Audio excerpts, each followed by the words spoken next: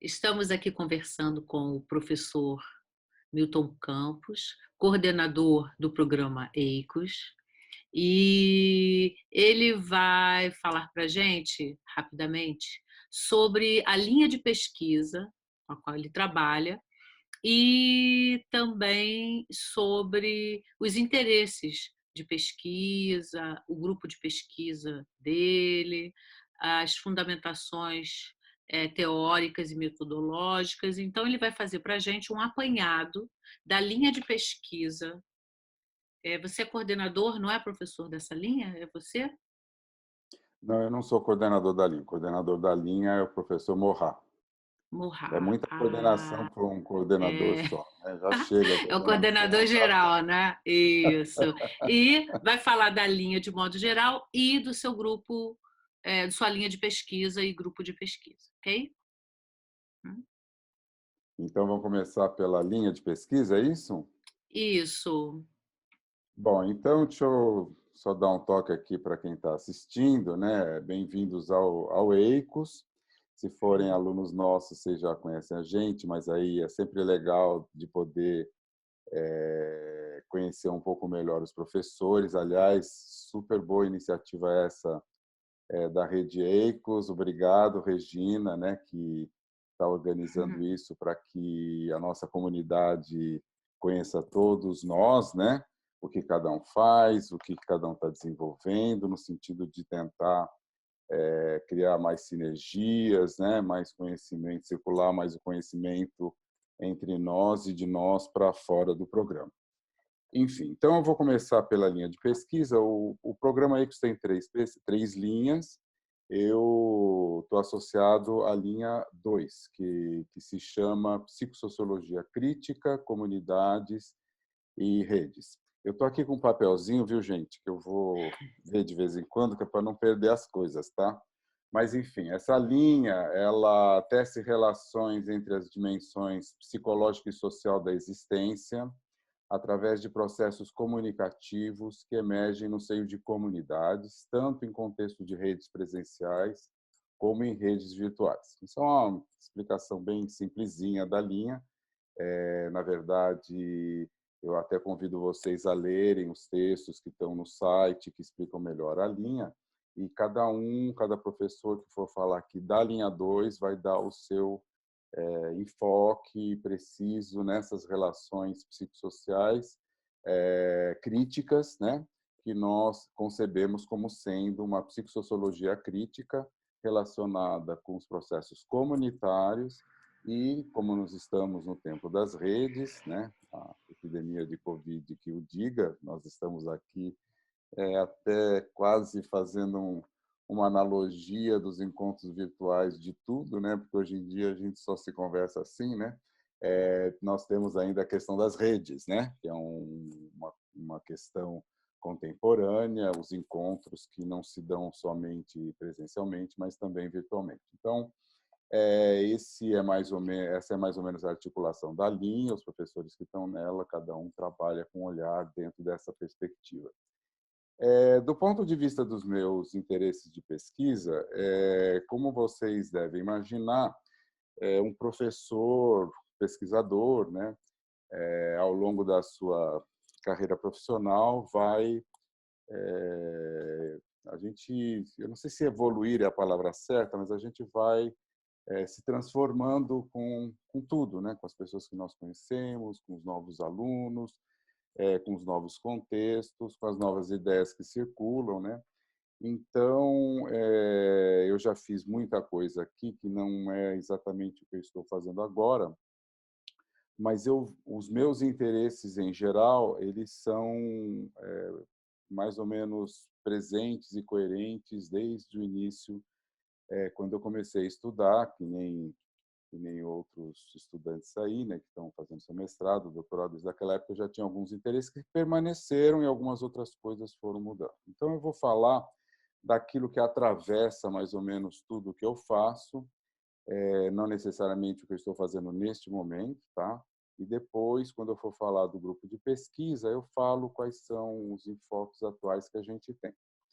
Então, assim, a minha questão fundamental como pesquisador é, é, é um interesse que eu tenho na comunicação. Eu venho do campo da comunicação, eu tenho formação em comunicação e doutorado em psicologia social, então eu trabalho interdisciplinarmente com essas duas linhas. Então, mas o meu foco é o interesse na comunicação enquanto ética das trocas. Eu entendo a comunicação como um processo eminentemente ético, porque o que se diz sempre se diz com algum interesse de causar alguma repercussão do nosso pensar, da nossa ideia, do nosso falar no outro, né? Então, ela é ética porque as relações sempre causam alguma coisa, né? Então, quando a gente fala para alguém alguma coisa, ela tem sempre uma intenção, e essas intenções carregam ideias, carregam sentimentos, né? Carregam coisas boas, coisas ruins, né? Então, o processo de comunicação, para mim, é um processo eminentemente ético. Eu acho que a comunicação é uma disciplina transversal de ordem ética. Então, esse é o meu ponto principal, né? E eu tento trabalhar o meu olhar para olhar essas relações, essas trocas, em contextos principalmente comunitários.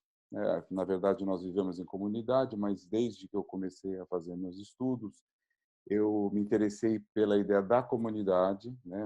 Mais pela comunidade virtual, né? Eu trabalhei sempre com essas trocas virtuais e, mais recentemente, eu tenho trabalhado também com trocas presenciais. Mas a minha carreira, digamos assim, a maior parte das minhas pesquisas foi feita nesse sentido.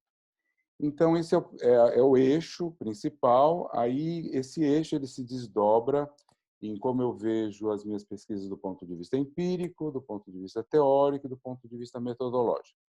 Então, do ponto de vista empírico, esse interesse, né, que eu tenho em ver a comunicação como ética, ele se traduz em pesquisas que lidem com processos em rede, principalmente as trocas que eu chamo de multilinguageiras, que não são trocas só da ordem da língua, que eu chamo isso de linguagem linguística, né? Da linguagem do texto, da linguagem verbal, oral, da linguagem humana, mas de outras linguagens que, para mim, não estão separadas dessa linguagem, que são as percepções que nós temos das imagens, dos sons, e no campo virtual, obviamente, que isso se traduz nas estruturas das interfaces, do software,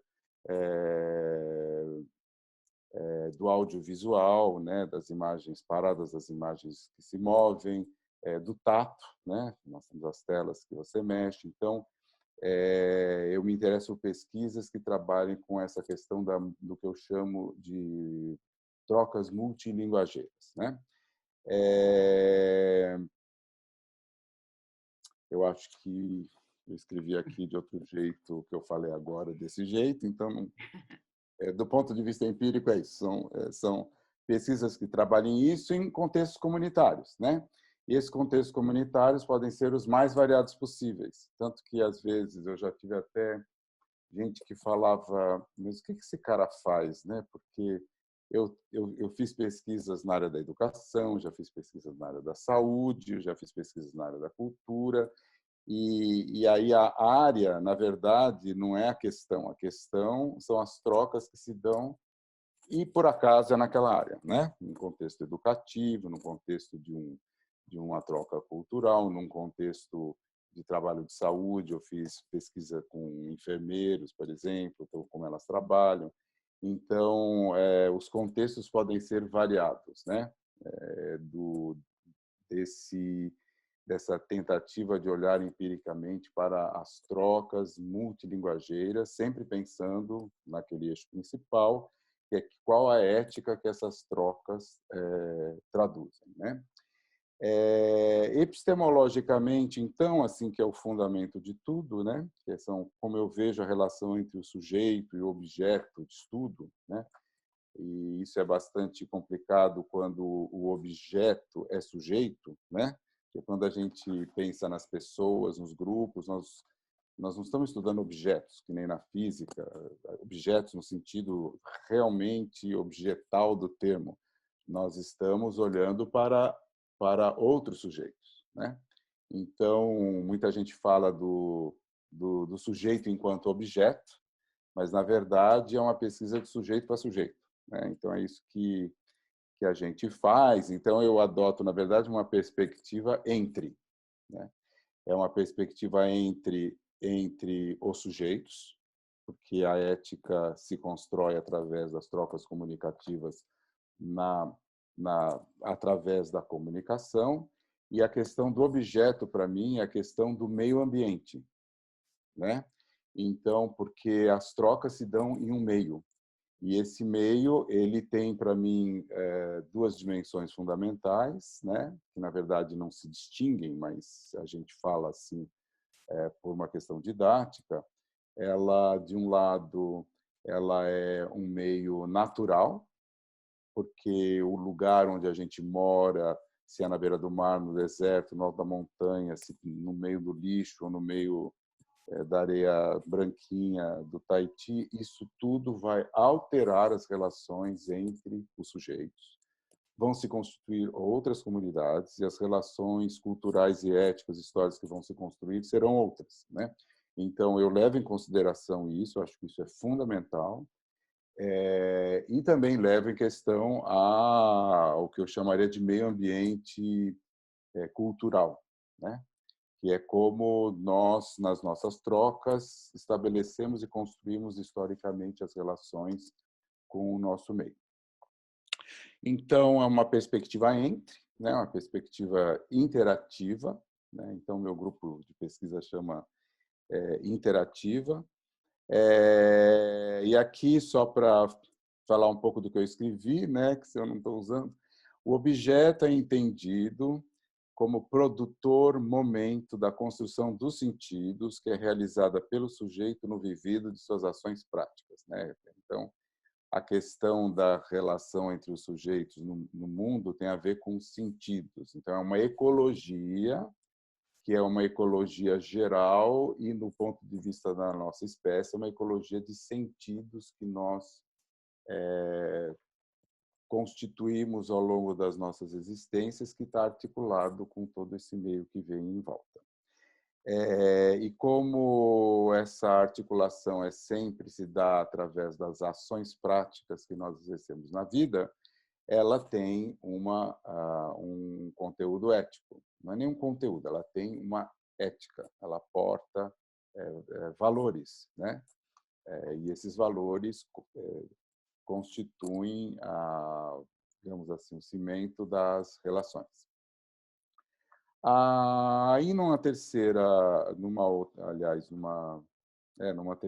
dimensão, para falar do ponto de vista teórico, né?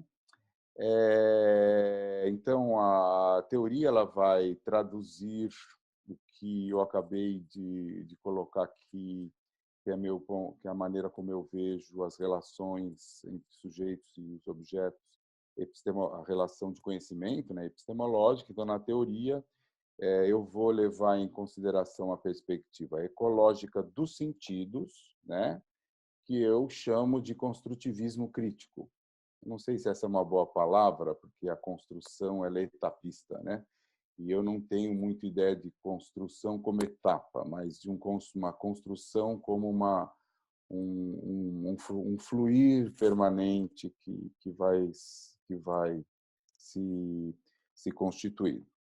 Então, é uma abordagem através da qual eu busco compreender os processos de emergência e de produção dos sentidos nas trocas entre os sujeitos, dentro, claro, como eu acabei de falar, de um contexto ambiental natural e também histórico-cultural, sempre tentando escapar da ideia da ciência para verificar as coisas, mas uma ciência que busca compreender a natureza da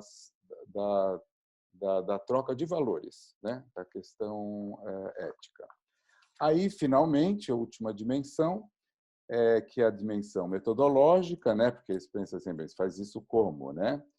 Então, aí na verdade, eu tenho uma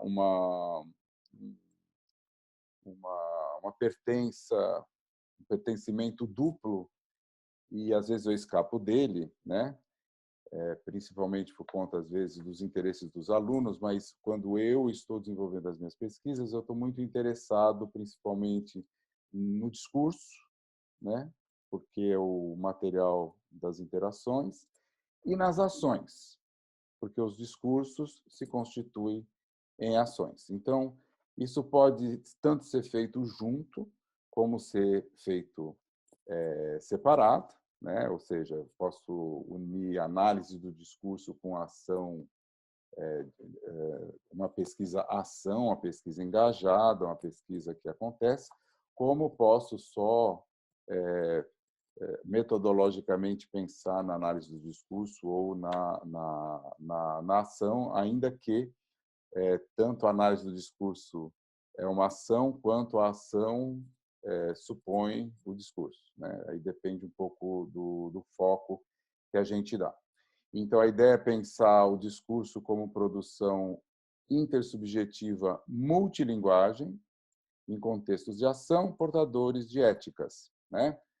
Ou seja, para explicar de um jeito escrito, que eu disse agora, assim, improvisadamente, é que adotamos métodos de análise discursiva dos sentidos, tentamos fazer emergir os sentidos daquilo que é dito, mas aliados sempre que possível a ações psicossociais que se constituem ao longo do tempo em processos.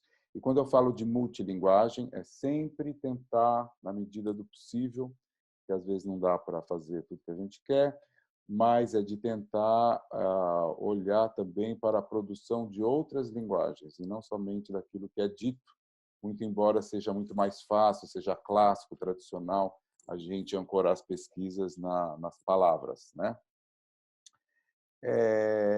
Eu, em certos casos, mas isso principalmente com os meus alunos, eu às vezes embarco numa pesquisa qualitativa tradicional, né, usando métodos qualitativos que eu já chamo de tradicionais, apesar deles serem mais ou menos recentes, e também pesquisa qual e quant, né? Às vezes eu também dou uma olhada no quantitativo, mas, como eu falei, é mais pelos interesses dos alunos, porque análise de discurso são coisas complexas de serem feitas. Às vezes, um aluno de mestrado ainda não chegou lá, então a gente vai para uma análise qualitativa. Eu acho que, através dos mecanismos qualitativos de pesquisa, a gente pode fazer muita coisa, inclusive olhar a comunicação de um ponto de vista ético. Então, assim, eu tenho um certo foco metodológico em pensar, em tentar, inclusive, desenvolver técnicas de análise multidiscursiva, né, multilinguagem, mas eu não faço só isso, eu faço também outras coisas em função dos interesses das pessoas que estão no meu grupo. O grupo, que eu chamo de interactiva, né, ele, na verdade, é um grupo muito antigo. Apesar de eu ser novo aqui na universidade, ele foi fundado na Universidade de Montreal, no Canadá, no ano 2000, né, no ano da virada aí do milênio. E quando eu vim para o UFRJ, em 2015, eu trouxe o grupo para cá, né? Na verdade, ele não era um grupo, ele era um laboratório de pesquisa, porque essa noção de grupo de pesquisa só existe no Brasil, não existe nos outros países. Os grupos de pesquisa nos outros países são... você faz uma pesquisa com um grupo de pessoas, depois que acabou a pesquisa, você dissolve aquilo lá e você faz outra pesquisa com o mesmo grupo ou outro grupo. Então, não existe necessariamente uma instituição formal chamada Grupos de Pesquisa Fora, mas aqui, né, como a gente funciona dessa maneira, então eu institucionalizei, né, aquele grupo de pesquisa como um grupo de pesquisa, né, sob a forma do CNPq. Eu mudei um pouquinho o nome, então virou Interativa, Comunicação e Culturas em Rede, né? Que antes era Interativa, Comunicação e Lógica Natural, que eu abandonei um pouco isso por conta da falta de interesse dos meus alunos, das pessoas em geral, sobre as coisas que eu tinha interesse antes de vir para cá. Então, mudei um pouco.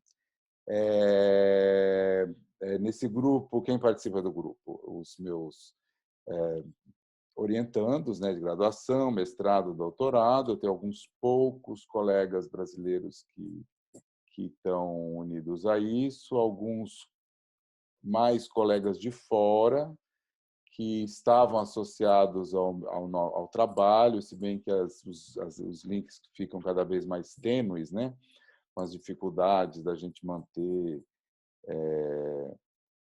com a burocratização da internacionalização, né, a falta de mecanismos de financiamento. Então, tudo isso acaba afastando você das pessoas, ainda que a gente possa se falar pela internet, só que fazer pesquisa junto, às vezes, nem sempre dá certo assim.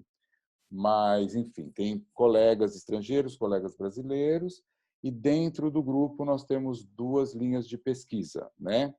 Uma linha que estão associadas, na verdade, a interesses de questões mais fechadas de interesse de pesquisa.